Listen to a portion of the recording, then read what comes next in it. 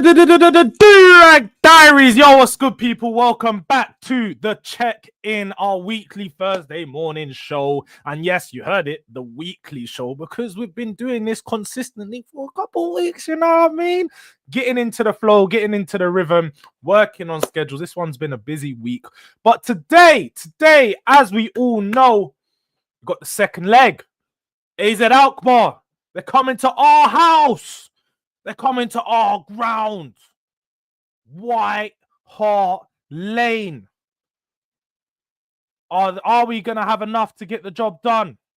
Can we come back from behind? Who knows?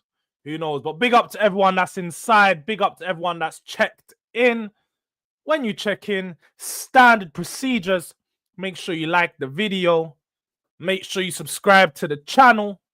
And show some love on the other socials. You know what I mean? We're getting a bit more consistent with the clips and stuff. We're trying to, yeah, working. But nah, big up to everyone inside. Big up to all the Spurs fans and the rival fans. But yeah, we had some big news yesterday.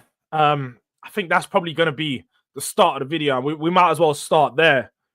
Kevin DANSO, man like KD. Hamstrings falling off of the bone just after 6 weeks of handball. Can't tell me it's not the manager. Can't tell me it's not the football.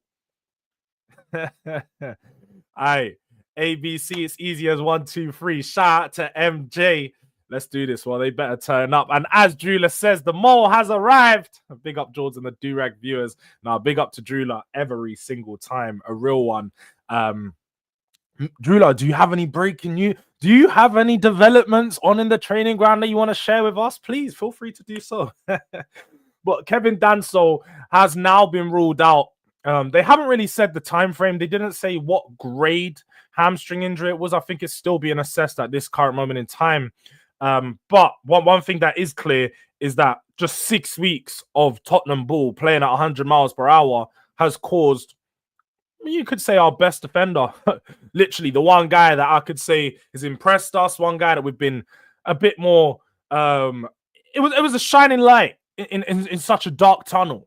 Like it was something that you could be happy about and be like, all right, DANSO, this is nice. Actually, Spurs made a shrewd signing, but a good signing here. It looks like a player that can build in the squad. He looks like he's taken over Romero's spot quite instantly. And we got a solid challenger for that back line. Obviously, you're now having 5 centre-backs. You're like, right, yeah, options, you know. But I think it's been clear to see. And one thing that's been very apparent this season is when we have players coming back, we always lose a player. When Maddison and co came back, Kulusevski got injured. Now that Ben Davies, Romero, and Van der Ven is back, Kevin DANSO gets injured. So it's unfortunate. A huge miss for us. I'm definitely going to be putting it on the manager because the intensity is just too much. You've got a player that you bring into our system. You ask him, you ask this player to, you know, press high up the pitch, be aggressive. You saw he's running down the wing and then he's running all the way back. Like DANSO's doing that role that Romero does so well, but it killed his hamstring. You can't ask players to run that much, cover that much ground, you know, be asked to task with pressing so high and then expect them to get all the way back. It's just not sustainable across a 90-minute period. And as we've saw, DANSO's now picked up the injury. And it's really unfortunate. It's unfortunate news. Big up to my guy, Mr. Udang. Big up, Jords. Have you heard Inzaghi leaving this summer? I ain't heard nothing. I can't lie. I haven't seen it. Maybe that's a conversation I'm going to have with Footy Judge Mo, because one thing that people will look, I like Inzaghi. I think Inzaghi is probably too good for Spurs. I'll throw that out there straight away. I wouldn't be surprised if, you know, Arsenal, I don't think they're going to sack Arteta, but if they did, Inzaghi would probably be the first choice manager to take over. Probably when you look around world football, it depends on what jobs pop up. That's always the question, is what jobs are going to pop up for a manager like him, but he might want to take some time out. One thing that is clear is he plays very defensive football. Like, people don't understand how defensive. Like, I'm fine with that. You see me? I'm not young. I'm not doing the thing where I want to see entertainment, it's just who we are, at least a sense. I don't care about the entertainment. I care about results. I care about winning. So if Inzaghi presented an option and was wanted to come and speak to Spurs, then we should jump all over that opportunity. But yeah, man, people don't realize some of the stat football can make your eyes bleed. He plays 5 at the back, 2 wing backs, and his wing backs are usually the players that have the most shots in the game, the most attacking. Dumfries and DeMarco. They're good. Don't get me wrong. Dumfries and DeMarco are good at what they do in his system. But just know what it comes with, innit? Know what you're asking for, people, because Inzaghi's not going to be a pretty watch.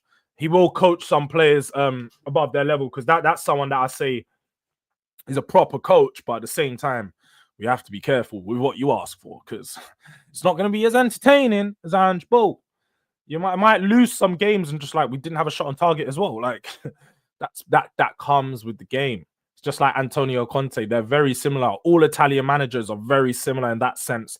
Tactically, a lot better than the rest, but defensively is where they thrive. They thrive off defensive football. So Inzaghi would definitely be one to watch out for. He'd definitely be one to watch out for. And with the players we got, I feel like something we should look to explore, especially this season. And we know it's not going to be Ange, but we should look to explore with the players that we do have. I think we need to go to a back three. I think we need to go to a back three. I think we need to start to cover the deficiencies of a lot of our defenders, the likes of Pedro Porro, the likes of Udogie, who I was really impressed with last year defensively, and especially in that 1v1 battles, he still looks pretty good. But defensively, his positioning can be questionable. When he comes up against a good winger, they have caused him a lot of problems this season. So one way to battle that, go to a back three, have 2 high-flying wingers, wing backs. We don't necessarily have talented wingers at the moment. I know we have Odebert. I know we have Yan Min-hyuk coming through. We have more. But outside of these 3 players, we haven't got talented wingers. So use the wing backs. You can play Jed Spence at right wing back or left wing back. You can play Pedro Porro at right wing back, and I think you get a way better job out of him from there. You can most definitely play Udogie at left wing back. And even if you want to throw in another player, you can coach one of these younger players that are, like an Odebert or so, to play in a wing-back role. Yeah, defensively, he's not going to be able to cover as much, but you get him on the attacking side. Maybe you just have him shifting up on that left wing, sort of playing as a left wing role. And this is where tactics come in and things Ashley won't know about. Because in possession and out of possession, you can play 2 different formations. In possession, it might not be a 5 at the back or with a solid wing back. You might have a central defensive midfielder that drops in and makes a flat back 4. And then out of possession, you can have Odebert shift inside to the middle a bit more and cover as like a second striker. Like, there's so many ways that you can work this. But Ange obviously just doesn't have the tactical nous to figure all that out. But obviously, like Ashley says, I just know about coaching kids. I don't know about coaching at the high level. So don't listen to me. Don't listen to me. Don't listen to me, innit? But big up to my guy, Skills. How you doing, my bro? Drula, let me give you some inside info. We are winning tonight. That's a great inside info. I hope so. I've got my watch along later. As you guys are probably still seeing the clips roll out of my last watch along. It wasn't great. It was not a fun watch at all. I went from like happy and gassed to just upset and telling everyone to fuck off. Like, it got real dark. Like, but shout out to everyone that stayed into that watch long though. Everyone that tuned in, big up to you guys, innit? You guys know how it gets, innit? When you're watching football, like me, I'm a real emotional fan, like 100%. I'm going through the emotions in the game. You see it in my face, you see it in my actions, and that game got to me. I did not expect it to go the way it did. And ultimately, I was rattled, innit? I was rattled, bruv. I was rattled. What's good, everyone? Shout out to E. Skills, you must. Hey, Alphabet FC Day. Nah, we must. You're right. We must. We play Real Madrid. Levels. I mean, Playing Real Madrid is not something you want to do or should want to do. Let's be honest now. If you watch what happened last night, Atletico Madrid were robbed. Robbed. So when Arsenal fans start crying at the Bernabeu when they get like 2 players sent off, they get a goal disallowed, a fake VAR, don't come on Twitter and start talking rubbish, because it's literally Real Madrid. This is what happens. You guys asked for it. Our Arsenal fans literally said, see you in Madrid. See you at the Bernabeu. They said this from weeks ago. They can't wait to play Real Madrid at the Bernabeu. They can't wait to turn over one of the big boys. All right. All right. Pray for Madrid, eh? Pray for Madrid. Yeah, we'll see. We'll see. You guys best be praying. I'll tell you that now. I don't want to hear nothing about referees after that game. But Paul G, big up to you. Big up Jords and chat. Come on, my guy. Skills got Spurs winning 3-0 easily. Bro, I don't know about easily. Like, you definitely didn't watch the last game against Alphabet FC. You guys didn't see, like, Poku. I'm not getting the name wrong. I'm not talking about Doku. They have Poku, yeah? He was chefing man up down that left wing, you know. Pedro Porro was having problems. Very big problem. I'm telling you. Like, that Poku guy is decent. And I remember I was on stream telling man, just before the 12th man, I was going, I don't know the kid's name, but he's like a techie little, like, dark-skinned winger, and he's good. I remember watching him in the first game, and they're like, oh, you don't even know his name. He's rubbish. Bruv, Poku's a problem. Trust me. He might poke you. Yeah, so watch out for him. Watch out for him. But shout out to my guy, Dean. Can't wait to watch tonight. You never walk alone. Dean's watch-along was hilarious. Now, people, it was hilarious. Like, you have to watch. I know they're going to be releasing some clips, but make sure, for one, subscribe to Fam Zone TV every single time. That's the guys, that's the brothers. But also, you've got to watch some of that watch-along. Maybe just watch the penalty shootouts. That's where you'll get the best bit in it. Just watch the penalty shootout, which is like an hour, 45 minutes in or something like that. I promise you, there was one point... Dean's going, he's praying. How can he pray to God in a penalty shot? He's cheating. He's cheating. His head was gone. His head was gone. And he's going, Nunes ain't going to score. Why? Just put your head down and kick it. One thing I will say, yeah, he didn't want to do that watch-along. He did not want to do that watch-along, but I pushed him. I said, nah, Dean, you got to do it. We're speaking early in the day. I was like, nah, Dean, make sure you do the watch-along, bro. Like, it's needed to be done. You've got to do it. Kept pushing him. He said, I'm bad luck, man. I don't want to do a big game watch-along. And this is exactly what he said would happen. Liverpool lost, bro. And it was funny. It was absolutely funny, man. Like, it killed me. Liverpool fans have been rattled. And I was like, why are they so rattled? I was on Spurs Kings TV last night speaking to them. I said something about Salah. And they all just started swinging. They're like, what? Salah? Like, bro, calm down, man. Like, if I was you, I would have just said, where's your Premier League? Like, I'm winning Premier League this season. Like, I would have done the shameless thing, but these man just wanted to go back and forth with me. I was like, yeah, this is exactly what I want. Like, let's do it. Let's do it.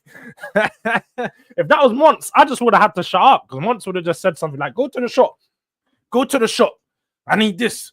Go get me a Fanta. He would have been doing all of that, and it would have been dark. But these men were biting. They were biting like piranhas, fam. So we got him. We got him. We showed how rattled they were.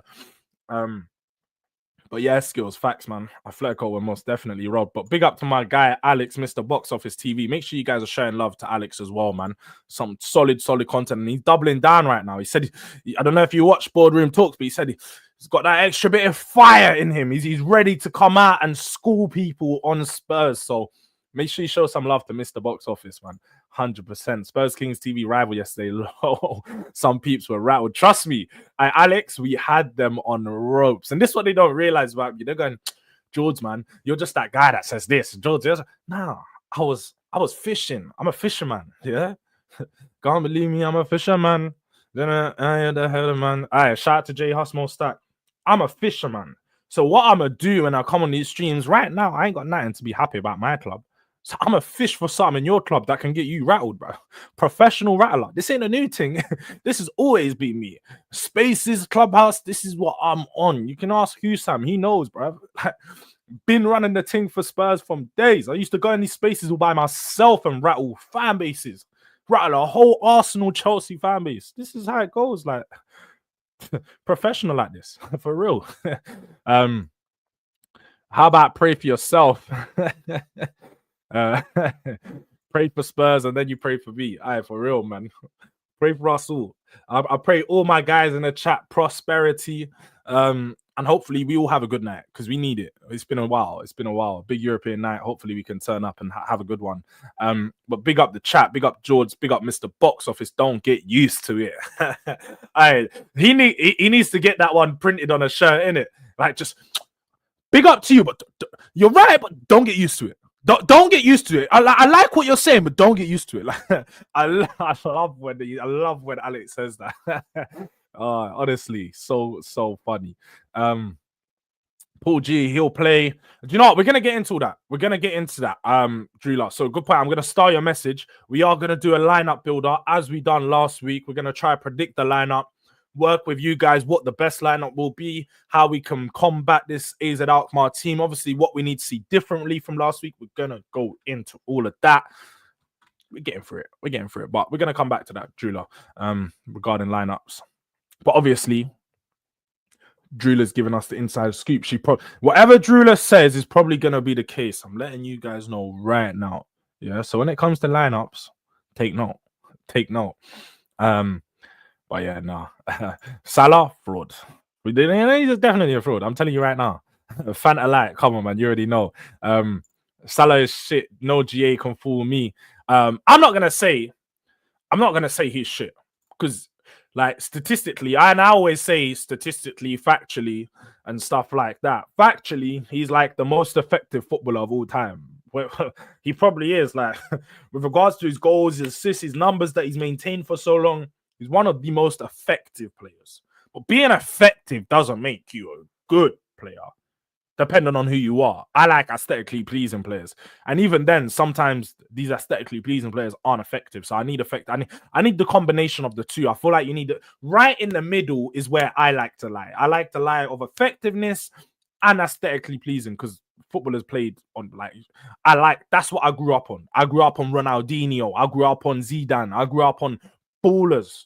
Like proper real ballers. And so when I'm seeing players like Salah, people are talking about Ballon d'Or, they're talking about one of the best ever players in the league. I'm like, bro, are you crazy? Are you crazy? Have you not seen the wingers that we've had in the Premier League, fam? And you're trying to come and talk to me about Mohamed Salah, bruv. What are we doing here? Like, what are we doing here? Liverpool fans just running their agendas, literally. But while go on, KK, how you doing, my guy? While go on, Durag, like the stream, lads, that's a standard by now. Check-in show. When you check in, make sure, pardon me, when you check in, make sure you like the video. Skill says same thing. But Mr. Box Office, we in still, yeah. Do you know what? We're gonna speak, Luke. I want to get a one-to-one show of you where we actually talk a bit more about Anjin, why you're so convinced and so on. We're gonna book something in, so I'm gonna hit you up because I think that'll be a good one. That'll be one that the people want to see and give you the time to actually dive and deep dive into just your time as a Spurs fan. What's made you to believe Ange so much, and I suppose your trust in the project, because I think we need someone that can rally the troops. Also, I think it's nice that we have someone who's still trusting in trusting in the manager, trusting in the project. I was that guy just like 5 weeks ago, so it's not been a long time since I've changed. But it's one of those ones, isn't it? Like, I'll be real, for me. Once I've changed completely. Like I was here, I was like, Ange, like, I'm giving you a little bit more time, I'm giving you a little bit more leeway, and then it got to the point I was like, nope. Fuck this guy. I'm done. And that's where I'm at now. Like, I just can't do it. I saw Elijah ride out Maddison in that debate, Jords. He cooked you still. I don't think. For one, yeah. Why for Elijah riding Madders? That's crazy. Definitely didn't cook me though.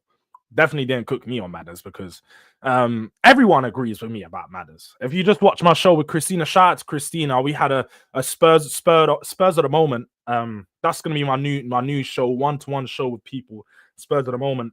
And we done a deep dive into the team. And again, one of the things she said was Maddison, man, the whole Maddison debacle and why she's not been so impressed with Maddison. And do you know what? Elijah, I hope you watched your boy's interview yesterday because yet again he's doing the arrogant thing. Yet again he comes out talking, but doesn't do the performances. And so again, Maddison is the problems off the field. Everything he does off the field is impacting how he does on the pitch. Because he's coming out doing that interview yesterday. If I don't see you bag 2 or 3 goals today, then what are we doing here? Oh. I'd rather them get at me. Do you know what? Let's actually get some of the quotes up. Let's get some of the quotes up because he was chatting rubbish. You know what? I'm glad you brought that up because we're gonna go into that. We're gonna go into that. Maddison's interview yesterday, yeah.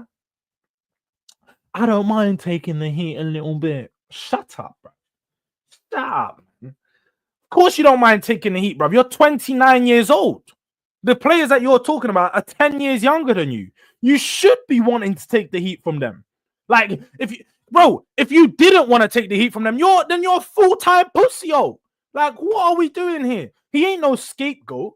Let's not try and paint the picture like he's a scapegoat. No, you're a senior player, so rightly so, people hold more expectation on you than they would an Archie Gray or Bergvall. Like, that's standard. Like, what are we doing here?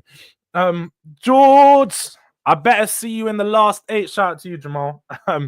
Jords, what's up, my guy, though? What's up to you, Jamal? It's been a long time. It has been. You guys might not be there, though. Make sure you do your job as well. That's the one thing about Man United fans. I clocked they were coming into my live watch along and their team wasn't even winning. So, like, make sure you guys win your game, innit? Make sure you guys do your game. Yeah, Elijah. I don't know what Ashley was waffling on about, but Christina knows big ball. As I said, Christina's been on the Premier League show. She's been on TNT Sports. Yeah. She's gone on some of these other big shows. Last Word on Spurs, regular. Like, that's a big time. For me, that's Christina coming on my show. Premier League star. Rah. I'm making it. I'm making that.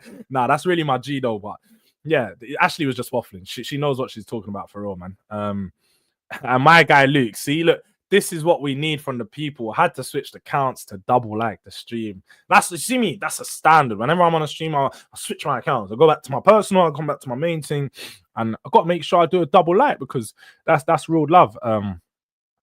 Look, I don't know how this guy is like whenever there's a Y in the place, bat signal. And then DG turns up to just say, yo, why for that? Like, the guy he's got a bat signal alert for any wires. Forget spray, yeah. DG is the wire minister. He's the wire minister, bruv. He's the wire assistant minister, whatever you want to call him. But every time, even yesterday, I was watching Roms versus Hooks. As soon as there was a Y, I see DG in the chat. Hey, yo, why for that? He wasn't chatting anything before then, but it's like someone's DMing DG to say quickly, get in this stream. Get in this stream. Someone's moving crazy. Trust me, DG's the wire minister, the wire assistant minister, fam. But hit the likes like he says here, man. But Madders, how can I forget? Let's get back to Madders. Let's get back to Madders, yeah. Because again, like I said, I'm not hearing any of what he was saying. Let's share the screen. Hey, he might do. You know what? Big DG Media. He might do. I wouldn't be surprised. We've got like different screens for all the games, and he's like, this guy, this is Mr. Talk Sport, bro.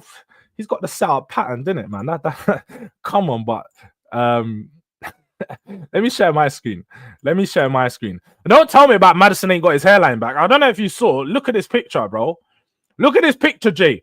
He got that transplant. He's not going to trick us to think otherwise. He got that transplant. And you know what? Shout out to him because the transplant's looking all right. The transplant is looking all right. I'll say it's like, you look at him compared to the start of the season, yeah. Let's have it right. If you look, if you look at Madders at the start of the season, it was crazy. Yeah, this is him at the start of the season. This was Madders at the start of the season, fam. Look at that hair. Look at this. Look at this. This was his hair at the start of the season, and you're telling me he's already got it. He's already got it. Look at this, bro. He done it. Where did he get his full head of hair? It's either that or the fringe is covering the hairline. But trust me, look, he's even getting spots, bro. Stress. You know when you don't turn up, this is what happens. Stress. Start getting spots on them things, bro. At 20, I ain't had a spot in years. I'm younger than this guy. This is what happens. He's stressed, fam. But let's read some of what was going on, some of the comments, and some of the things he said. How's the team feeling after Sunday's 2-2 home draw against Bournemouth? Let me zoom in just a little piece so you guys can see it a bit better. A bit mixed. A club like Tottenham, when we're playing Bournemouth at home, even though they're having a good season, you do go into it thinking that this is a game we should be winning. See? Wrong, and wrong. You don't ever discredit your opponents. Don't ever sit there and think you should go into a game and we should be winning. No, you go into the game thinking, respect your opponent. We're going to win because we're better than them, not because we should and because we're a bigger club. Like, that's the problem. Maddison came to Spurs with the jump over to Leicester and thought, naturally, because it's a bigger club, I don't need to do as much. We just get through games. No, football doesn't work like that, bro. It don't work like that. You need to beat the team and be better than the team to beat them. But cool. No disrespect to Bournemouth. They're having a fantastic season, especially at home as well. A point's probably not quite good enough in a game like that. But in the scheme of things, how we went 2-0 down and we showed character at times where we probably lacked maybe a little bit of that, when we just need that a bit at the end. Yeah, you're right. We've lacked a lot of character. You're captain. When you're saying we've lacked character, are you talking about yourself or are you talking about the fact that you can't lead the team? I don't know. Please. Tell me, what's wrong with your boy? Chat to your boy. Yeah? Let's look into it a bit more. Lost a lot of games this year by 1 goal where we've needed just to find something. We've managed to find it to get a point on Sunday, so it's important that we do look at the positives and not the negatives. We're going to need that Thursday against AZ Alkmaar because we're a goal behind in that already from the first leg, so it kind of fits in well with the character we need to show them. But it was a point and positives to take in that comeback. Okay, right. There's apparently some positives to take in the comeback. We didn't come back. There's no positives to take. We got very, very, very lucky. The only positive is that we walked out with a point. There is no positives, not plural. Positive is the point. So let's just clarify that. And like you said here, we've lost a lot of games by 1 goal. We've needed to just find that something. I thought you was that something, Madders. I thought you was that. At Leicester, you was that something. Quite frankly, at Spurs, you're most definitely not. So we need to do something here. We definitely need to do something here. But why is this showing up like this?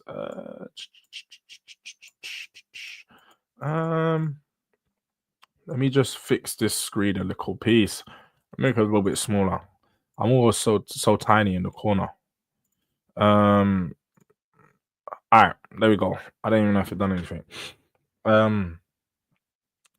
All right, good question. Good question here. Why do you think Spurs are 13th in the Premier League? Do you think it's solely down to injuries? Well, it's a massive factor, and I don't want to sound like I'm making a load of excuses, but when you have such a long period of time in the busiest part of the year where you miss Vicario, Romero, Van de Ven, Udogie, Solanke, Richarlison for long periods, not just 1 game or 2 games, it is a defining factor.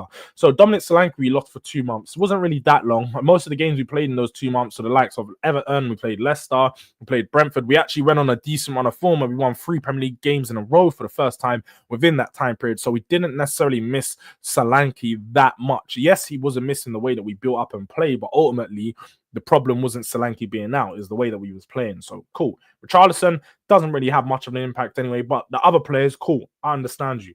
I'm not going to deny that. But of course, we're not naive to look in the mirror and think that we could have been better here. We could have been better there. Performances in certain games maybe could have been better, but it is a defining factor. It's been a tough year for setbacks with injuries at the club. It's just factual. Now, he is right. It has been a tough year. It has been a tough year. It is facts that it's not been easy, but at the same time, let's be honest now. Madders, you've been available for majority of this. You've been there available for the majority of this, and you've dropped stinker after stinker after stinker. So I'm not going to sit here and hear stuff about other players being injured. Focus on yourself. Focus on what's going on at in your game. Accountability. One thing as a man that you need to do is make sure you're accountable. You always need to be accountable. If you're not accountable, like, what the fuck? Yo! All right, we're back. I don't know what was going on there. If you're not accountable as a man, then you're just a waste man. Let's have it right. You're just a waste man. You need to be accountable for all your actions. As a senior player, were you thinking it was tough? Yeah, over the Christmas period when the Premier League picks up a little bit, we had the Carabao Cup semi-final, which is 2 legs, and just a lot of games in the new European format as well with the 8 games in the group. It's a lot of football, and you need your squad for that, and we didn't have that. The one blessing that it kind of creates the fact that we got exposure to the young lads and the lads who hadn't played much. So the likes of Spence, got his opportunity and he's been phenomenal. Lucas and Archie have come in as 18-year-olds, played a lot of football, more probably than what the manager and the club had hoped for in their transition to the first team, but that will leave them good, leave them in good stead. It's tough as a senior player. Only missed a couple of weeks. Yeah, you're damn right. But for the lads like Romero, I know who the type of person he is, and Van der Ven and Vicario. Like I said, the names are listed. Senior players who missed months, and it's tough. Any footballer will tell you it's so tough because you can't help. You have to watch on the sideline, and it kills you inside. Focus on yourself. Focus. And see, thus the same people breaking down Ange's interviews makes no sense to me. I mean, if they come out and say things, you've got to hold them accountable for what they say. So of course we're going to break down their interviews, have a look what they say, what they think, and some of the problems with what they're saying. As fans, that's part of it. I mean, I'm gonna just be real. He is quite literally an embarrassment to the number 10 jersey. Act like you want to stay at the club, play good football, like Tottenham Rangers says. Shout out to you, my bro. I've accepted he's Robin. He can't be Batman in the top side. Facts. He can't be Batman. Yeah. Shout out Robin. That is perfect way of describing it, Spurs. He's Robin. But Robin don't ever do jobs by himself. Yeah. And furthermore, we got robbed. We were robbed. 40 million down the drain. Yeah. Beating Bournemouth at home is hard. Ask Man U. Bro, don't do that, Slim Handle. Don't do that. I said we have to respect the opponent, and there's no doubt about that. But going into a game thinking you should beat a team of that size is where the problems lie. It's where one of the problems lied. Do you know? I'm trying to. I want to find. You know, the manager always speaks about how it can still be special for us if we win that, and we're in a good position to do that. Let's listen. We've got work to do in the second leg, but we know we're capable of that and we can turn it around. There's no one in there doubting the fact that we can do that, but we have to go and do it. Talk is one thing. We have to go and win the game, turn over the defeat of the first leg.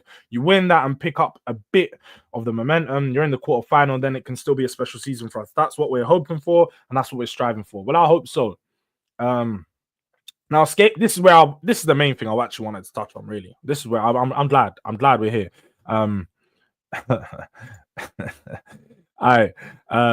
This is all waffle though, bro. This is your guy. This is your guy. And these man overrated him, and now see mad. Now mad. He doesn't fit their own overrated narrative. Crooked hairline behavior. Nah. Elijah, you still overrate him. So you don't even fit into that category. You sit here and tell me he's this, he's that, but doesn't do it. He doesn't come out here and do it. He doesn't come out and show us. We didn't overrate him. We didn't just watch him. He played for Leicester. So naturally, let's have it right. Leicester's not on the TV all the time. Ain't nobody tuning in to Leicester versus Southampton. We're tuning into Leicester versus Man United. We're tuning into Leicester versus Tottenham. Leicester versus Arsenal. And in these games, Maddison was showing up. Maddison, I remember against us, man. Who remembers that game? And him and Vardy just took over the mantle and said, yeah, Spurs, snatch that chain. It's not yours no more. It's ours. And then they finished above us. Like, what are we doing here, bro? Madders was a part of that top Leicester team. Just came to Spurs and he started hiding. So, yeah, what is your view of Maddison? You're a glazer. You're Maddison sexual. That's what your view is, and that stands. You're Maddison sexual. Yeah. But does he feel like he's a scapegoat? Yeah, but that's okay. I'd rather that than them talk about Archie or Lucas. I don't mind taking the heat a little bit. I'm big enough and ugly enough now to take the hits and take the criticism because I know what I'm capable of. I know what I can do. I know my personal level. And what people don't see is what we do behind the scenes and how much we're trying to improve and how much we work. And it's very cheap to go and sit and talk and criticize. Well, it's not very cheap. I'll tell you that for free. It takes a lot of our... You don't see the work behind the scenes that we do. You don't see how much we invest into this team. You don't see how much I sit here and watch and analyze these games. So what are we doing here? We're not going to do that, yeah? Sit here and talk about you don't see the work we do behind the scenes. Well, it's nice. You're training. It's natural. What do? You train for your job. You're training because you get paid to do it. So, yeah, we don't see the work that you do behind the scenes, but we see the work on the pitch. And the work isn't good enough. So clearly you're not doing enough. Clearly, there's not been enough done behind the scenes to show us on the scenes how good it's going to be. Just like an actor, if an actor doesn't practice their lines and their script, when they come onto the show, they're going to be lost. It's not going to look good. It's not going to come together. So clearly, the work you're doing behind the scenes is not enough. It's not enough. The narrative is that Madders was relegated with that team. That wasn't the narrative. That wasn't the narrative.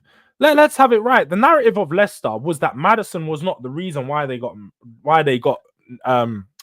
Maddison was not the reason why they got relegated. The reason why they got relegated was just a whole load of bad things. But my thought processing was never that, and most people didn't think that. I think I'd have you right in saying that even the season before he came to Spurs, half of the Premier League wanted Maddison.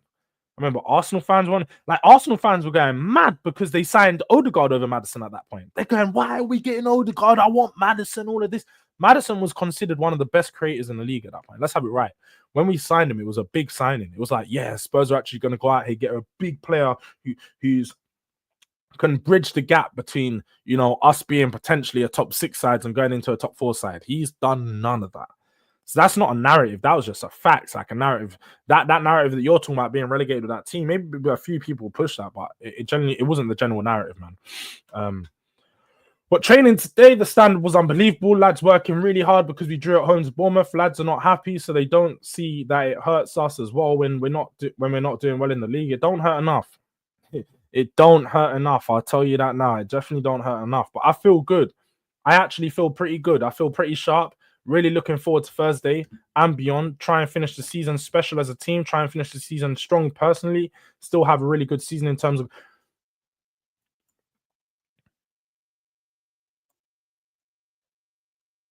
Are you fucking kidding me? Are you kidding me? Are we having a laugh? I don't care about your goals and assists, bruv.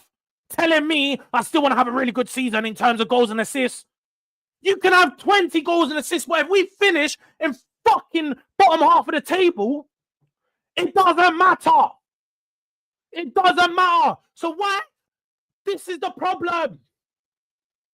This is his problem. Try and look for the positives and try and spread that through the dressing room instead of... Bro! Elijah, back your boy. Back your boy. Back your boy. If Elijah, I'll send you the link right now to come and back your boy. How can you even come out and say this when your team's in the bottom half of the table? Like, this is so shameless, bruv. So shameless. And a shout out to El Tel Cockerell. Morning, George. Good morning to you as well, Jose.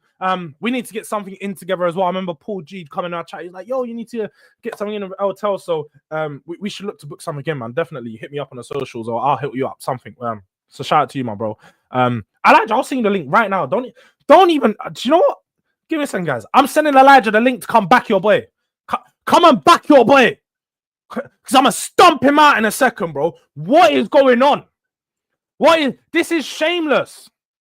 This is absolutely shameless. And don't tell me, it's just waffle. He's doing it for... No. The other stuff I hear, he's got to do PR for the team. Standard. He's got to do PR for the team. But at the same time, he's talking about having a really good season in terms of goals and assists. What's going on? What is going on, people? This is who people defend. Nah, man. Nah, man.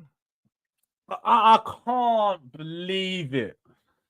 I'm on a deflect. I can't believe man just mentioned goals and assists.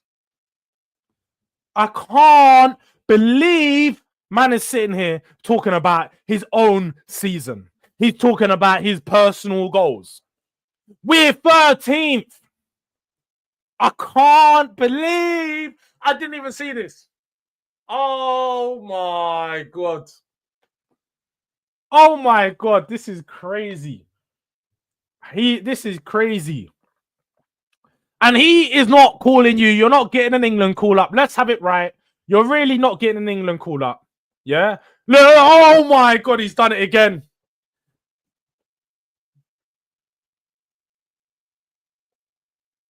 Come back, your boy. Come back, your boy. Come and back, your boy. Because he's saying it again. Look, this is how you know this guy's mentality is all over the place. All over the place. It's tough to reflect on personal ambitions when a team's not doing well. It's tough, but you're doing it. I mean, no one asked you to mention. He didn't say, what do you think about your season personally? I don't think that was a question. Let's read the questions out just to confirm. Now, scapegoat might be the wrong word, but do you feel like you get talked about a bit too much? Didn't ask him about his personal goals, personal aims for the season. Yeah. And then, I know you didn't see this. I know you didn't see what he just said here, I know you didn't see what he I'm trying to do the mood lighting thing, innit? No, it's tough to reflect on personal. I'll read it out. It's tough to reflect on personal ambitions when a team's not doing well because you can score if you lose the game. It's worthless. I've got 10 goals this season. It's all awful, isn't it? Okay, I don't care, but I want it to be worth more because it's a good return for a midfielder. Yeah, I'm happy with that. I'm happy with that return, my bro. We're 13th. Come on back, your boy. Red is not blue is fine. You know, I'm gonna keep it blue. Or shall I want green? I got blue here. No, we're doing blue. We're doing blue. We're doing blue. All right, let me. What, light blue or dark blue? Dark blue. Dark blue. I've got the dark blue on right now as well. So all right, dark blue. We'll set the tone in it. Yeah, this is why I don't care about interviews. Like when people say all the quotes about Ange, unless it's to do with football, I don't care, bro. Like him saying he wins in second season, I've never given that any crazy credit because, bro, he's being pressed by interviewers to say shit. Like I'm not saying Maddison was pressed in this instance, but like when people say, "Oh, Ange is this," Ange said this. Unless it's to do with football, I don't care, bro. Like, what is he supposed to say? Oh, with Tottenham, I'm not going to win. Of course he's going to say he's going to win. That's why I don't care, bro. Like, people quoting people in interviews, like, they're supposed to waffle and they're supposed to say bullshit. In terms of how he feels, I'm sure that's how he feels. I wouldn't agree that it's been a good season for him, but, I mean, he's got to say what's he going to say publicly what he's shit. He's not going to publicly say. But he wasn't asked about his goals. No one asked him about it. Or do you think neither? I literally double checked. The question wasn't, are you having a good season? The question wasn't, are you happy with your performance? That wasn't even mentioned in the question. It just said, do you feel like you get talked about a bit too much? So yeah, the first bit made sense. Like I hear what he's saying. But yeah, if you're going to talk about performances include goals and assists as well. So it's just an extension of that. He's the one that says, I still have a really good season in terms of goals and assists. I mean, I don't know about you, but you grew up in an era. Well, no, I do know because you're old enough. You grew up in an era where goals and assists wasn't even a thing. We never even looked at goals and assists as a stat metric in like 05, 06, did we? Like it was never a point of, let's see how much goals. I'm not that old. I'm not that old, bro. I'm born in 02, bro. I was born in 02, fam. All right, let's go 07, 08. Let's go a bit 08, 09. We're gonna have to go a bit more deeper. Only 22, guy. Hey. But all right, then let's look at it like this. Berbatov, I'm sure you would have seen the come through of Berbatov, right? But I saw Berbatov United. Yeah, I was too young to see him at Tottenham. See, this is a problem. I'm trying to think of a player who but I mean, I look at football the same way now, though. Like, no, my point is like Berbatov when he came through. If you go back and look at the numbers aren't crazy. I think he got like 16 goals. I mean, my favorite players are players that don't have crazy GA. Like Okocha is one of my favorite players. Like he's not a GA guy, innit? You know what I'm saying? Like, I know the difference. Like that's the thing. So when you look at these players, but I mean, even back then, like 16 goals it wasn't like you looked at the goals and was like, oh, this guy's having a good season. This guy's. You just remember the performances that you see, everything they're doing on the ball, their impact in the game, and you judge it solely off of that. Now, I get why G&A is a metric, and to measure a player's performance, you can use it as a metric. It can be used in conjunction to many other things. But when you look at it solely and you judge a player like Madders for where he's at and what he's doing, and he's used like players using these metrics to judge themselves for their season, wouldn't you say that that's just stupidity? Because as a man, you can be accountable for your performances. You can sit there and be like, oh, did I have a good game or not? Probably not today, but I scored. You like that's on you watch NBA, that's a Carmelo thing, bro. He's doing the Carmelo thing when he was at the Knicks. Oh, I don't care we lost. I scored 40 points. Like that, that's what it seems like he's doing right now. That is what he's doing. And that's your boy. Yeah. That's what he's doing. It's waffle. He's waffling. He's talking bullshit. This is what I've been saying in the chat for like 20 minutes. I'm supposed to be, I've got an exam tomorrow. I'm trying to revise, and I'm telling you, this guy is waffling. And you're like, no, but that's your boy. Nigga, he's waffling. What the fuck? Yeah, but that's your boy. You need to back your boy. If your girl waffles and she gets you into a fight, you back that shit. If your boy chats rubbish and he gets into a fight, you back that shit. I'm telling you, that's your boy. Yes, but obviously in the moment, you got to be like, you got to back your girl if she gets into the side. But afterwards, you're going to pull your girl to the side and be like, yo, what the fuck was that? You're not going to be like, all right, cool, I just got wrapped by 7 miles, a 7-on-1 because my girl wanted to get me into a 7v1. Okay, I got wrapped. No, okay, that's it. We're not going to talk about it. Now, when you get home, there will be a conversation in the car. You know what I'm saying? Why did you get me into this? It's the same shit. Like, it doesn't end there, bro. Like, Maddison has not been good enough this season. Actually, we know this. Yes, we know this. He hasn't. I've never. That's why I asked you what is my view on Maddison, because it feels like nobody knows, bruv. It's like, do you know what it is? I get your view on Maddison. I totally get it, but the point also stands that the performance isn't good enough, and when people come out and defend him, it does press me.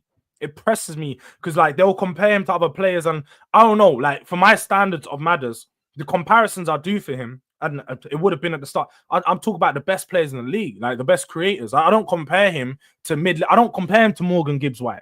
I know a lot of people will say Morgan Gibbs-White has had a better season than him. He's a better player. But coming into Tottenham this season, you wouldn't be like, oh, Madders or Morgan Gibbs-White. No, you're doing Madders or Bruno, Madders or Odegaard, Madders or Foden. Like these are the conversations we were having about him. But now the level's dropped so far that you could probably name like 10 other. He probably wouldn't start for anyone in the top 10. But one thing I'd ask is, all those players you compare him to, put them in this Tottenham side, and would they be doing much better? Yes, there's a lot of players that would be doing much better. Like who? I think there's a lot of players. When we're talking about top level, I think Bruno would be doing much better at Tottenham. Hero ball specialist. That's what we need right now. We need hero ball. Madders literally said it in the interview. There's been far too many games where we've had these performances where we lose by 1 goal and we need someone to step up. I mean, I thought you were that guy to step up. Like when he's talking about someone, is that someone not him? Yeah. And that's the problem. I do not. I only just see this comment. I said I'm a news reporter. Don't do this. Make sure you guys tune into SSN, man. SSN. I'm recording SNN. I'm recording one. I was going to record one, and then I was revising. And I saw you were going live. I saw the notification. You're going live in 30 minutes. I was like, all right, cool. I'm gonna revise 30 more minutes, and I'm gonna hop in the stream. Didn't expect it to turn out to all of this, bro. I thought it was gonna be a chill preview. You know what I'm saying? I'll be there for like half an hour, and then I'll go carry on. But now we're here now. This is crazy if it's true. Man said he needs GA for the but if man them are playing for bonuses at this point in the season, they probably crazy. Do. That's I reckon. Crazy. That's crazy. I mean, there is goal bonuses on like a weekly contract. That's standard, and I don't know about assists, but it probably would be the case. And he's mentioning it, so maybe it is the case. He's trying to get an extra 100 bags, something like that. Trying to secure. Like this is the point. He's saying, "Oh, I'm putting in all the hard work in behind the scenes. You man are getting paid 100 bags for these goals, and this is your 13th." Like. What are we like? It shouldn't even be something that is being talked about. It literally shouldn't be something that's being talked about. So, yeah, man, it's a concern of mine. It's a concern of mine that our biggest players are not in the right place. I think apart from Bruno, I don't think any other creative player, because Bruno, he just whacks the ball anywhere in it and goes. Like he was something that in this kind of system he would do a lot better than Maddison. That's factual. Plus he has the legs to run, he has the stamina. So yeah, he would outclass Maddison easy in this system. No cap. I don't know about any other player. I don't think Odegaard would do any better than Maddison. I think he'd probably do worse, to be honest. because of how I think Odegaard obviously plays in like this season. We've seen he plays in a more adjusted. He's maybe not a 10 as much. Odegaard's more playing in like Bergval's role. He's doing that like 8 roles, sort of getting all around the pitch. I feel like I don't think creatively he's that he pulls the great. strings better than Madison. He definitely pulls the strings better than Madison. But in the But would final that work third, in this system though? That's what I'm saying. I don't think that would be what strings are there in this system. Everyone's kind of just but detached. wouldn't you That's say really the that's the point. one thing that we're missing though? Like we miss someone in the middle that can, like you said it there earlier. We said it on the last stream that we was on. Yeah. About coming in, dropping in deep to pick up the ball from deep. That's what Odegaard will come pick it off of the defenders, move it forward. But that's why I say Bruno would be better, because Bruno is someone who can play it short, but he also plays it long a lot. Like whether the quality of his passes, whatever, people can have that discussion. But Bruno at least switches it up. I feel like Odegaard and Maddison they both play it short a lot of the time, innit? Like the people want to carry the ball a bit, but Odegaard's too one-dimensional. Madders don't have the physicality, and he doesn't drop back properly anyway. I think Bruno's someone who has the stamina, the physicality to really drop deep and come up and try and spray passes and at least be chaotic, because that's what this system is, isn't it? It's fast-paced, chaotic. You don't want to spend too much time on the ball. I think Bruno would definitely, not even a chance, but Bruno would be way better than Maddison in a system like this, easily, you know. But I don't think Odegaard would be. I think he'd be just as bad as Maddison. I don't know, man. Obviously, I do know he's been struggling this season himself. Arsenal probably hasn't built upon his great performances last year. So that's fair to say. It's a fair point, isn't it? It's not something I'm going to go out and say it's definitely not the case. Yeah, but people, let's get the likes up in here. We should be on at least 20 likes. So if you haven't liked the video already, make sure you do the damn thing. Make sure you're subbing to the channel as well, everybody. Sub up to the channel. I'm gonna put E's channel in the name of the video as well. So make sure you guys go show some love to E. And he's gonna be having like I said, SNN's gonna be coming out soon. Make sure you guys tune into that. It might be today, tomorrow, whenever it comes out. Keep an eye out for that one. But we're gonna do lineup builder. Now that you're here, you might as well stay. We're gonna do the lineup builder. For tonight, what team should we start? So let me just share the screen and we can get that all patterned up. Guys in the chat, you guys interact as well. I do want to know who you guys think will be best placed in certain positions. Let me just change formation. We've got to go to the Spurs formation. We've got to get a 4-3-3 in place. Yeah, so obviously goalkeeper, we can just get that out of the way. Yeah, easiest position on the pitch. Yeah, easy positions to choose. Big Vic. All right, let me zoom out a little piece. Yeah, he's been really good since he came back as well. Bro, he's really been class. Like, I feel like there's a huge difference between having him and Kinski. Like some of the saves he made, even that one just against Bournemouth in that first couple seconds, like, I don't think Kinski saves that. Like, and we still look really like comfortable in set pieces now, which was a problem when Vicario first got injured. But he's come back and we still look pretty strong in terms of defending set pieces. Obviously, the own goal came from a freak own goal, but it was a freak own goal, and like no one can really. Yeah, no one can do that. I don't blame. No one can say anything about that. It's one of those, like, it was so unlucky. Like we've seen, it was such an accident. Yeah, so it's apart from that, but we've looked pretty comfortable defending on set pieces. No, you're right. You're right. He's definitely looked better on that. Look, we've got Drula's dropped out. One thing I will say, I don't even know about Drula, but Drula's a mole. She works down at the training ground. She knows things. So whatever she says, I'm saying, probably gonna be the right team. But she's gone for a big risk down at the back with Romero, Van der Ven starting together. I don't know if that's a smart option. Don't want to risk both of those players getting injured, but also it's a must-win game. So double-edged sword, similar to that Chelsea game. Do we start them and take the risk and lose both of them, or do we? I mean, if we get knocked out, then I suppose we don't need them for the rest of the season anyway. It really don't matter. True say. Adogi, Jed on the fullback positions, Bergvall, Saar, Madders in the midfield, Johnson, Son, and Solanke. A fairly decent team. Boris has gone for a pretty much similar team, but he's gone Archie, Bergvall, and Maddison in the middle, and then Tell on the left-hand side as opposed to Son. And of course, Mr. Box Office. What you said about right back? Porro, Spence, who are you going with this game? And I suppose why are you choosing them? It's really who don't want to start Porro or Udogie. That's really the question, because we all want Jed there. Like it should be a no-brainer. Yeah. So it's just a question of who do we rate more, Porro or Udogie? That's the question, bro. I would probably say Porro, just because he has the threat of a ball in. Udogie doesn't really have the crossing threat, especially if we're gonna start Johnson. He's no threat at all from crossing. So I would say at that point you'd want to start Porro and Johnson together. But again, they don't mesh either. They don't mesh at all. It's just the threat of the cross from Porro. I feel It's like just when we play with Porro, it's like you say, yeah, we need someone that puts in the defensive work that can cover when he's going forward. Like when Kulusevski's out on the wing, he picks up a lot of fouls, but I feel like you even need Kulu there, or we'll go into it after, or potentially Sarr. If Sarr's on that right hand side, Sarr can cover the ground and drop into the space in that right half space at the back. That like we saw in that Man City game where we won 4-0. He done a really good job of covering Porro's ground, but at the same time, as we saw last week, that 1v1 battle between Poku and Porro, bro, he got a peak, chef. fam.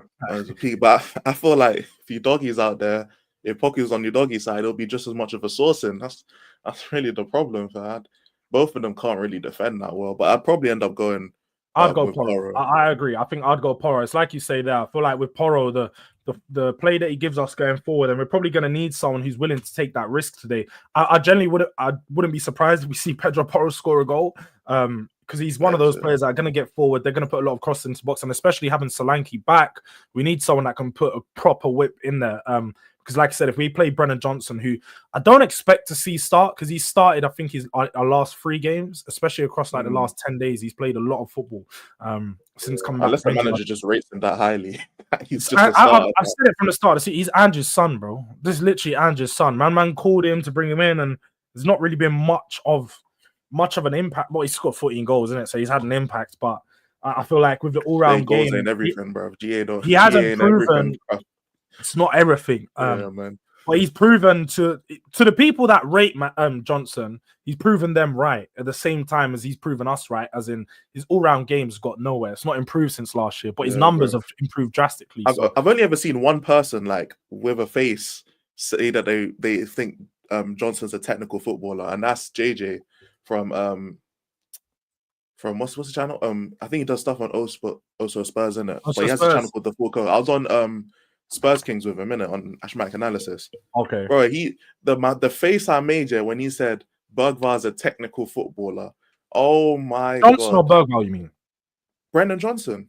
Oh yeah, no, you just said Bergval there. I thought, whoa. Oh, did I say Bergval? No, Brendan Johnson. That's how no, guys. He's a technical footballer. No. We caught him out. Brendan Bergval lives rent-free. He's still rent-free in your head from that conversation the other day. I've seen it, Bro, the whole Tottenham squad lives rent-free in my head, bro. I gotta watch them today, fam. All of them live rent-free. No cap.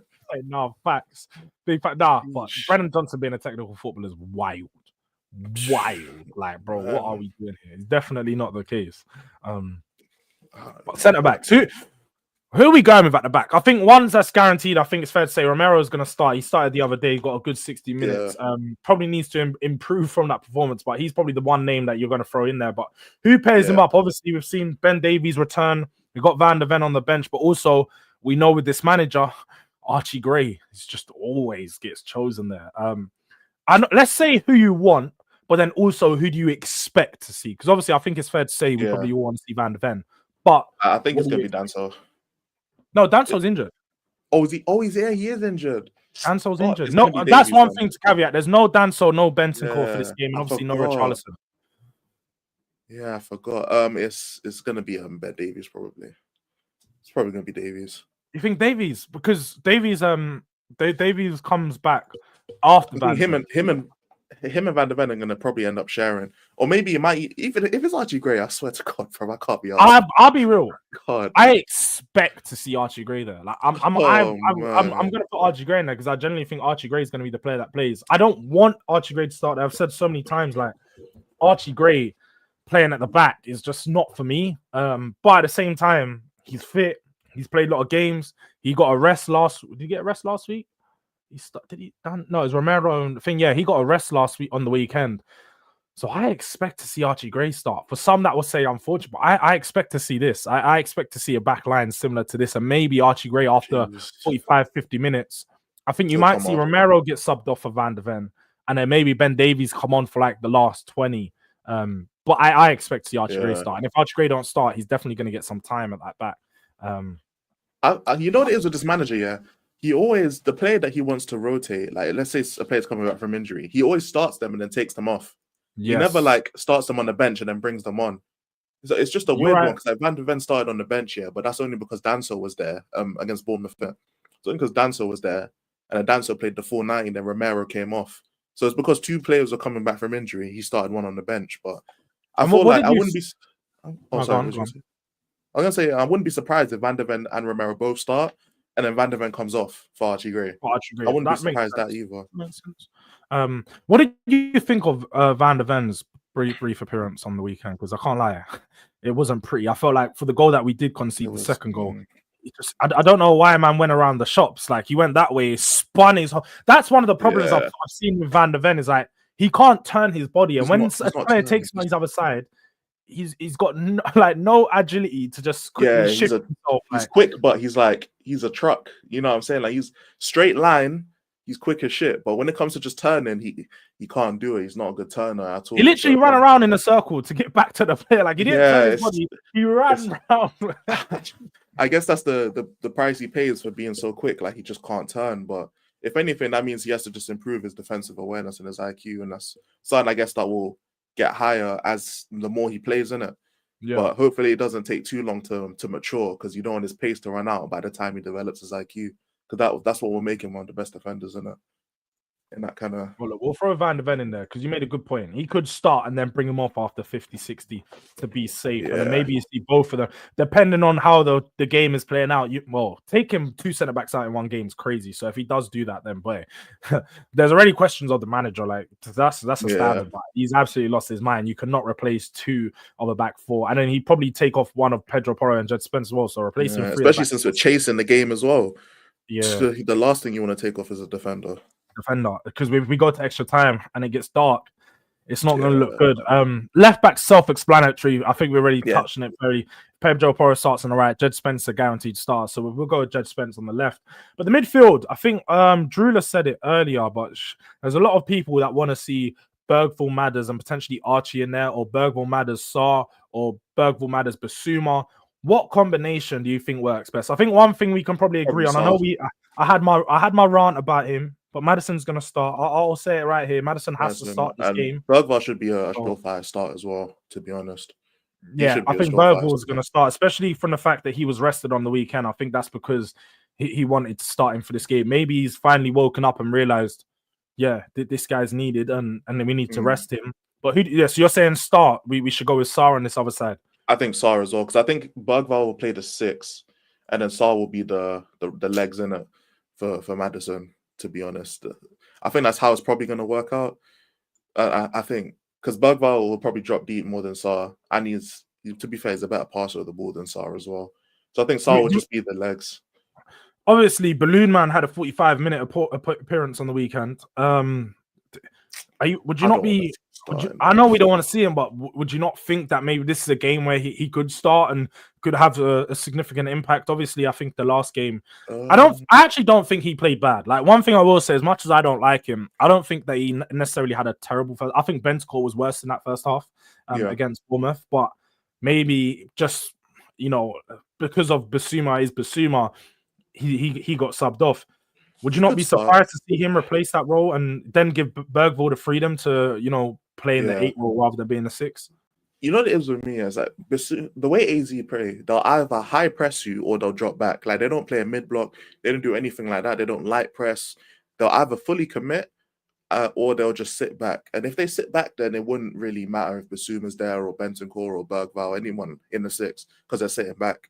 It's just if we get pressed, do we want Basuma there? And Basuma's confidence is gone. Like, I would love to start Basuma in a game like this, but his confidence is gone, and it feels like whenever he grabs the ball, he doesn't know what to do anymore. He feels like it's like in his mind he's already lost the ball, and that's already half the battle. If you don't feel like you have the confidence to go and do something, too much, innit? Yeah, I feel like that's half the battle, and he's lost it. And to be fair, it's his own performances that have put him. Like he wouldn't be slated if he was performing. So that's also a bit of self-accountability he has to take as well. But I mean, I wouldn't be angry if I saw Basuma instead of Sarr. But I think in terms of these 2 midfielders who are going to be starting, Sarr's probably a better fit, in my opinion. Yeah, I hear it. To be fair, I think Sarr for me, I would have said Sarr. I feel like with Sarr, like we pointed out earlier, He's one player that can cover the ground and do the defensive work when Pedro Porro is going to press forwards. And one thing that was really confusing, I remember you mentioned it the other day. I think it might have been you or Luke, about Sarr playing on the left-hand side the other day. Like, it was really strange to see Bentancur off of the right and Sarr off the left, because Sarr's best work is when he gets up and down this wing. He's sort of doing some of the work and then he covers over here. But he links up really well. To be fair, with Pedro Porro, when there's Kulusevski tends to be on the right-hand side, they have a good little trio over here where they build up a lot of creative work. But I think he needs to start. And one thing I would like to see is not having 1-6. Like, at this point, we should be playing double pivot. We should be playing double pivot, yeah. It should be double pivot, giving Madders a bit more freedom to roam. Give Madders just, you know what, you play anywhere in this space. Madders should just be roaming out here. And like you said, probably the one time I agree is not making him do any defensive work if you play with a double pivot. Then you can actually say, Madders, look, just stay in those half spaces, look to receive the ball in the gaps, and then just turn and spray it out. Turn and look at the wingers. Every time you get on the ball, you should just be turning, and you should have two wingers flying out into those open spaces where you can look to play passes. So I'd like to see this. It's probably more likely that it's going to look a bit more like this. But the thing is with Bergvall that we do know, and the reason why I think we need a double pivot is Bergvall roams. Bergvall doesn't like to hold his position. Bergvall loves to carry the ball forward, loves to go into these spaces. And even sometimes you'll see him just drifting out over to the left and right. And he's aggressive too. So he's one player that's probably more than likely he'll pick up a yellow. And I think one thing we'll have to be wary of as well is that both Bergvall and Sarr like making runs into the box, especially when Solanke or Tel are not near the box at all. Tel tends to drift more to the left and Solanke tends to drift more into midfield. They both like making runs into the box as well. So be wary. I'll be looking at Maddison as well. Can you rotate, at least, even if you don't have the physicality, can you at least see that they're making the runs and rotate backwards? Because I'll be looking at Maddison to do that as well. Because if he doesn't do that, we're going to end up conceding again and it'll be his fault. So the one thing that I think he does really well is he does pick up good positions on the edge of the box. Whenever we have our wingers going down and sort of get into the byline, Maddison is really good at sort of waiting over here for the pass. And there was one point in the game, was it last week in that game, or it might have been prior to that in the Manchester City game, when Brennan Johnson make a really good run over here, got past his man. Madders was waiting here and probably would have finished it if it did fall to him, but Kulu was in front of him as well, and Kulu ended up intercepting the play and taking it away from him. But I think Madders does really well to find some positions on the edge of the box. Just need to see him put the ball in the back of the net. But going out to the left-hand side, I think this one's, as much as we probably don't want it to happen, it's self-explanatory. It's going to be self-explanatory, yeah. It's one of those. Only one person's going to be starting there, man. Captain's got to start. It's one of those ones, isn't it? You're not going to drop your captain for one of your biggest games. Solanke, again, that's probably self-explanatory. So Solanke's going to start in the middle. He had a fairly decent game on the weekend, but maybe not his best one, but it seems like he's working back into it. This is where the biggest problems are, though. Right-hand side, self-explanatory, and we don't want it to be. That's the biggest issue. That's the biggest issue, because it's the most self-explanatory. Apart from Vicario and Son, it's the most self-explanatory position, and it shouldn't be because of how bad this guy is, bro. Brennan Johnson. That's the problem. That's actually the problem. His name, bro. BJ, blowjob, like. You know what I'm saying? The thing is, you're right. It usually is the most self-explanatory, and it usually is Brennan Johnson. But I am thinking, like, he has played a lot of minutes. He obviously got subbed off in the game on the weekend, but I'm still looking at it, I'm like, could he start Odegaard off the left? Maybe Tel hasn't played that much minutes in the last couple of games. Does Tel get another start?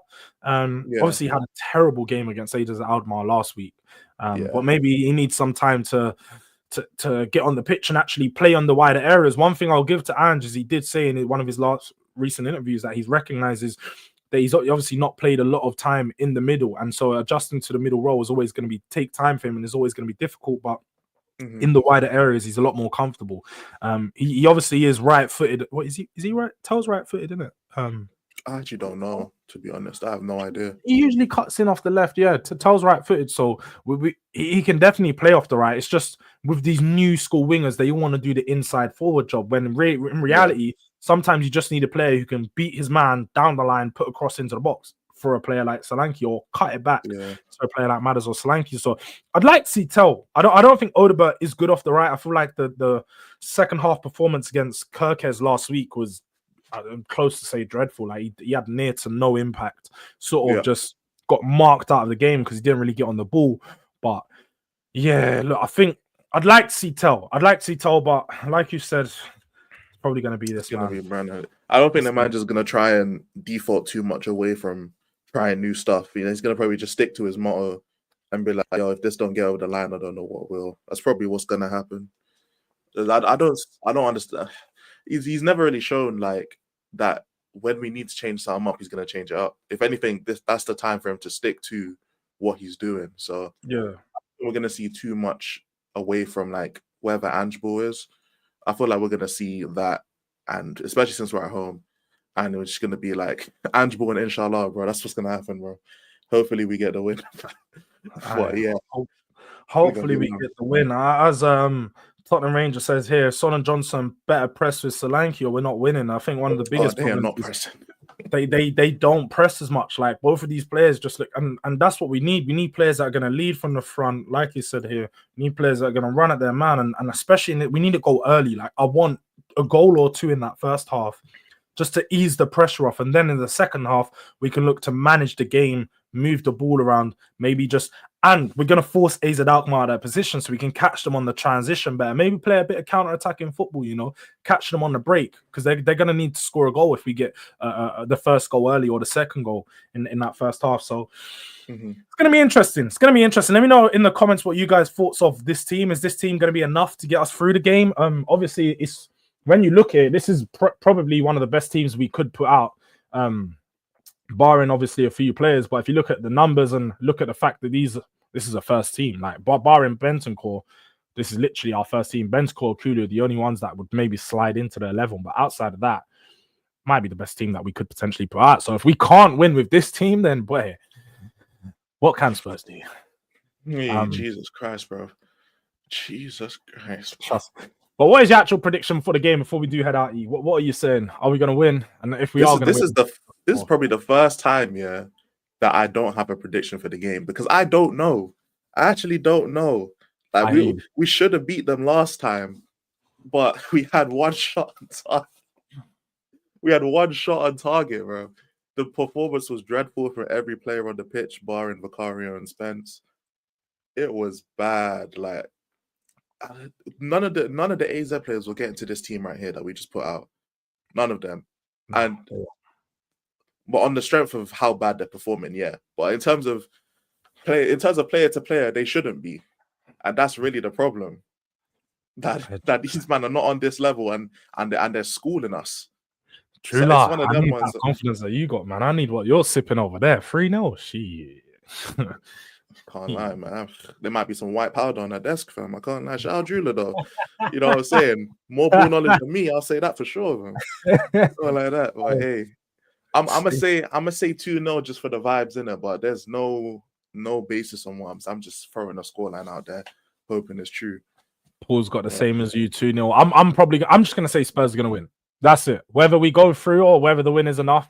Because I said 3-1. I remember before I was saying 2-1 on the day, you know, as people probably saw in the Jords Gets Exposed clip video. If you haven't seen already, check it out. I reacted to it. It's funny. Who made it? Was Nick. It was probably Nick who made that, innit? Yeah, Nick. Yeah, always not surprised, bro. And I was like, yeah, man, we're going to win on the day. Literally, this show last week in the check-in show, I was like, you know what? We're going to win 4-1. Fuck it. 4-1! Long day. I did it this week. You guys are going to catch me, man. As much as I do like those videos, yeah, and I don't mind them being done to me because it's all fun and games, isn't it? But not this week, man. It's not happening. Spurs are just going to win. That's it. Spurs are going to win. It might be 1-0, might be 2-0, might be 2-1. Might not be enough. We might not go through. If we go to penalties against these, man, bro. Oh, my God. We're not winning. You know we're not winning the penalty shootout. You know, I would say we're not, but I don't even want to say anything. I'm not, because I was literally the one that pushed Dean to do the watch long for Liverpool just for them to lose on penalties. I'm not even gonna say anything on that. But if Troy Parrott bags, we need Comunicado Oficial immediately live. If he does, oh my gosh, bro. If Troy Parrott ruins our European dreams, bro. It will be a night for Ange, a big night to forget because he's not gonna want to know what all the fans will come for him heavy. The worst part about it is after this, I'm doing a chill stream, bro. It's not gonna be chill if we lose, bro. Midnight and chill after the lose. Nah, Midnight bro. and chill, and then after we just got knocked out, oh my god, I might have to cancel the stream, bro. My Nothing head will chill be about it. gone. And then I've got hooks in the morning. Yeah, man, it's not gonna be good. We can't Long lose. day. I got an exam tomorrow morning as well, bro. We get knocked out, and I got to do a chill stream, then go to exam. Whatever, man. Whatever. Forget about that. If we get knocked out, forget about that stream. You're gonna be up all night, bro. Oh, You're gonna be up all night long. But good team in my opinion. Johnson ain't cutting it. Shout out to you, Kieran, as well. But he ain't cutting it, bro. Johnson needs to go in the bin. That's one thing we did say. We just Andrew's son, man. He expects to get started. And Paul G 2-0. Big up to everyone that's tuned in. Make sure you've liked the video if you haven't already. What likes are we on? We're on 20 likes. If there's anyone in here that hasn't liked already, make sure you like the video. Again, E's channel. When's your next video dropping? In fact, you said you got a midnight show. You're doing a watch along as well. Yeah, I'm doing a watch along, and then I think Jay will be live after. But my man cancels streams more than YouTubers get cancelled nowadays anyway, fam. So I don't know, bro. But I'll probably, if he's streaming, if he's doing the match reaction, I'll be on there, and then I'll be doing a chill stream on my channel, and then and then SNN will come out probably tomorrow. If I had to guess, probably tomorrow. Well, keep an eye out for that. Keep an eye out for SNN. His channel is in the name of the video, so you guys click on E's channel, show some love. How close are you to 1K, in fact? Because you're real close. I think I'm like 920, so I'm like 80 subs away, something like that. Like 80 subs away, man. If you guys haven't already, to be fair, I'm pretty sure everyone in this chat, just seeing a familiar face, I'm sure you guys are already sub to E. Yeah. But if there is anyone that hasn't, make sure you show some love, sub to E, watch along later tonight, come to his show, come to my show, wherever you want to be. There is going to be many watch alongs going on. And if you want to see some freestyles, go show some love to Deji, man. Some of the funniest watch alongs in the Spurs community, I have to say. And as Hook says here, like and subscribe, you frauds. But that's enough from us, man. We're heading out. Big up. This is this team we put together. Let us know if you think we're gonna win. And yeah, man, we're out. Check in show. See you next week.